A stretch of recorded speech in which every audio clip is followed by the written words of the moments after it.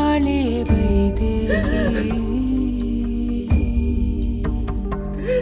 அந்த சீதையில்லா சோகத்திலே தாசரதி.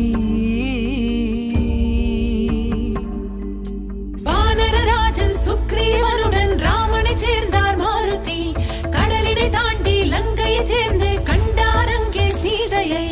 ராமனின் மோதிர பணிவுடன் தந்து ராமனின் செய்திகள் சொன்னாச்சு. லங்கையை எரித்து காற்றினை துளைத்து சீதையின் அணிகளின் ராமனுக்கு கண்டது என்ன செய்தது என்ன கை